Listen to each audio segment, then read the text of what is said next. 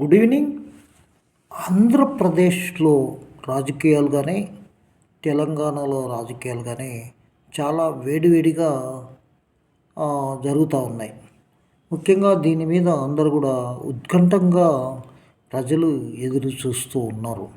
ముఖ్యంగా ఇక్కడ వైఎస్ఆర్సిపి ఆంధ్రప్రదేశ్లో, ఇక్కడ బీఆర్ఎస్ తెలంగాణలో.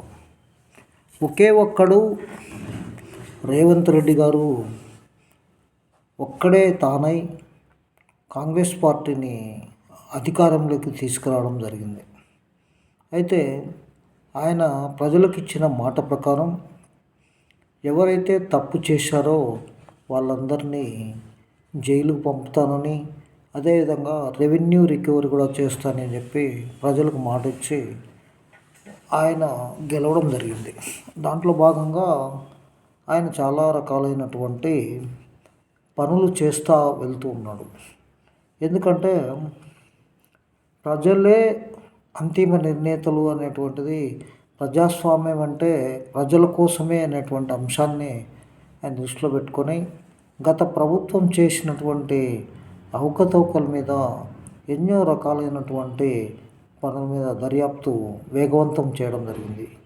కాళేశ్వరానికి ముఖ్యంగా అక్కడ సిబిఐకి అప్పచెప్పడం, అదేవిధంగా ఫోన్ ట్యాపింగ్కు కొరుకుడు రాని కొయ్యగా తయారైంది. ఇది ప్రభాకర్ రావును అమెరికాకు పరారైతే ఆయన తీసుకోవడానికి ఎన్ని నానా తంటాలు బట్టి ఇండియాకు తీసుకొచ్చారు. ఆయన సుప్రీంకోర్టు నుంచి ప్రొటెక్షన్ తీసుకున్నారు. ఇప్పుడు దర్యాప్తు వేగవంతమవుతుంది. సిట్ దర్యాప్తులో ఆఫీసర్లను చేసి 7 రోజులు కస్టడీ అయిపోయింది. మళ్ళీ 7 రోజులు ఎక్స్టెన్షన్ చేశారు. రేపు డిశ్చార్జ్ అవుతారు. అయితే ఎన్ని అడిగినా ప్రభాకర్ రావులు అనేటువంటి వాళ్ళు ఏది కూడా ఫైనల్ బాస్ పేరు చెప్పడం లేదు. ఎన్నో దగ్గర పెట్టి ప్రూఫ్స్ పెట్టి ఇన్ని చేసినా కూడా ఇప్పటి వరకు ఎలాంటి ఆధారాలు కూడా పూర్తి స్థాయిలో ఒప్పుకునే పరిస్థితిలో ప్రభాకర్ లేడు.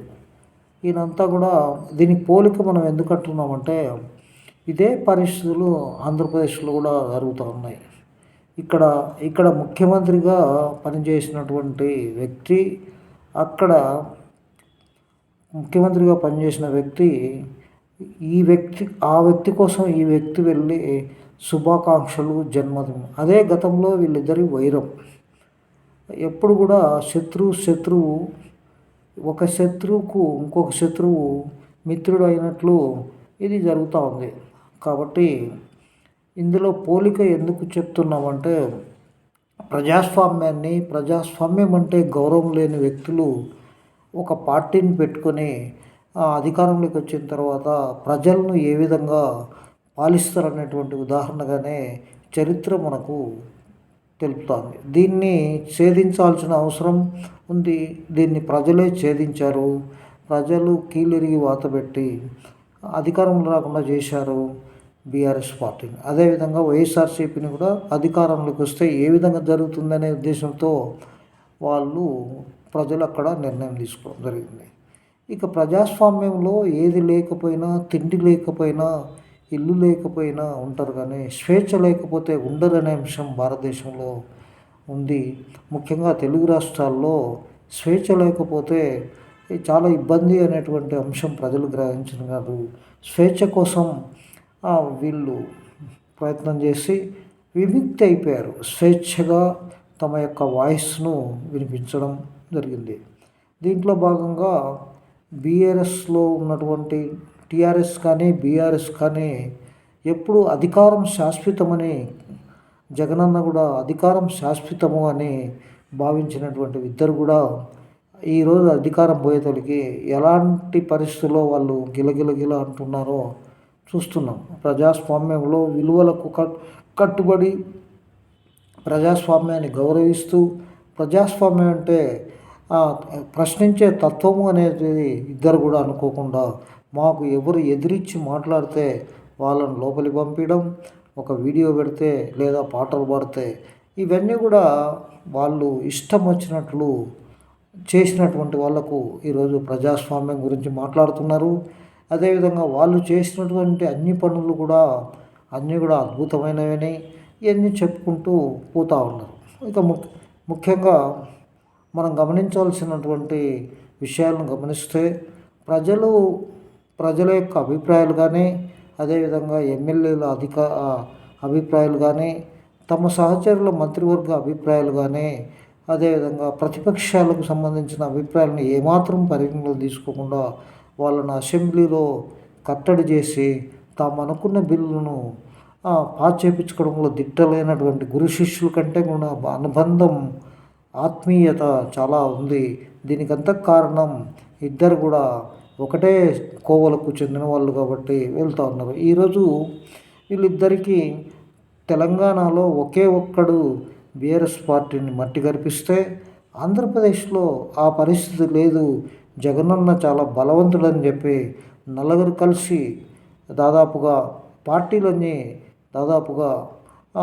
టీడీపీ, అదేవిధంగా బీజేపీ, జనసేన ఈ 3 పార్టీలు కలిపి అక్కడ ఓడించడం, ప్రజాస్వామ్యాన్ని నిలబెట్టినారని, ప్రజాస్వామ్యంలో ఖచ్చితంగా ప్రజల అభిప్రాయాలను గౌరవిస్తూ పని చేయవలసినటువంటి ముఖ్యమంత్రులు తమకు నచ్చిన పని వాళ్ళు చేస్తూ అది క్యాబినెట్ అని చెప్పి రకరకాలుగా చేస్తూ ఉన్నారు.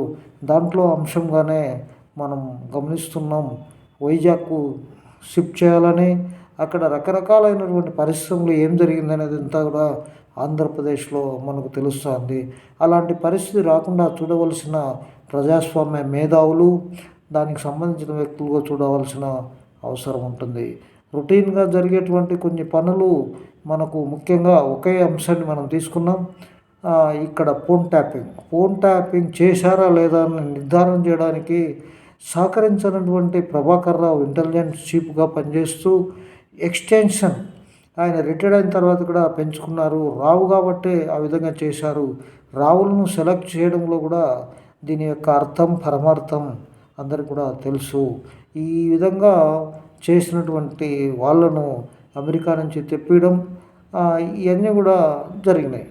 ఈ విధంగా ఈ సిట్ హానెస్ట్గా ఉన్నటువంటి ఆఫీసర్లను సెలెక్ట్ చేసుకొని వాళ్ళ ద్వారా దర్యాప్తు చేస్తూ ఉన్నారు.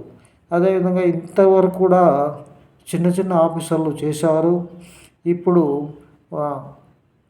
పెద్ద ఆఫీసర్లందరూ ఒక బృందం ఏర్పడి ఈ సిట్ను చేస్తూ ఉన్నారు. అదేవిధంగా వాళ్ళు చెప్పినటువంటి అంశాలు, వీళ్ళు అడిగినటువంటి అంశాలను ఆధారం చేసుకొని ఇంకా కొంతమందికి నోటీసులు ఇచ్చి దాంట్లో విచారించే అవకాశం కూడా మెండుగా కనిపిస్తుంది. ఒక్కొక్క అంశంని మనం గమనిస్తుంటే పెద్ద వ్యక్తులు దీంట్లో ఇన్వాల్వ్ అయి ఉన్నట్లు మనకు తెలుస్తుంది. ఇప్పుడిప్పుడే వచ్చేటువంటి అంశాలు ఏంటంటే దీన్ని పూర్తి స్థాయిలో సహకరించాలంటే ఎవిడెన్స్ ముందర పెట్టి ఇక్కడ అందరినీ కూడా ప్రభాకర్ దగ్గర కూర్చోబెట్టి అడుగుతూ ఉన్నారు. ఈ రోజుతోటి కస్టడీ ముగుస్తుంది, రేపుతో డిశ్చార్జ్ అయిపోతాడు ప్రభాకర్ రావు గారు. ఇది ఆయన ఎందుకు చేశాడు ఏంటి, ఆయన నోరు పూర్తిగా తెలిపితే తప్ప పూర్తి స్థాయిలో ప్రజలకి ఎన్ని విషయాలు తెలియకపోవచ్చు. ప్రజాస్వామ్యం అంటే ఇదేనా అని ముక్కున వేలేసుకుంటున్నారు. దీనికి ప్రజాస్వామ్యం గురించి మాట్లాడేటువంటి వ్యక్తులందరూ కూడా ఖచ్చితంగా ప్రజాస్వామ్యవాదులను దీన్ని పూర్తిగా దర్యాప్తు చేయాలని చెప్పి కోరుతూ ఉన్నారు. అక్రమాలు, అన్యాయాలు ఇవన్నీ జరిగినటువంటి ప్రతి అంశం మీద కూడా దర్యాప్తు తెలంగాణలో జరుగుతుంది, ఆంధ్రప్రదేశ్లో జరగాలని ప్రజలు కోరుకుంటున్నారు.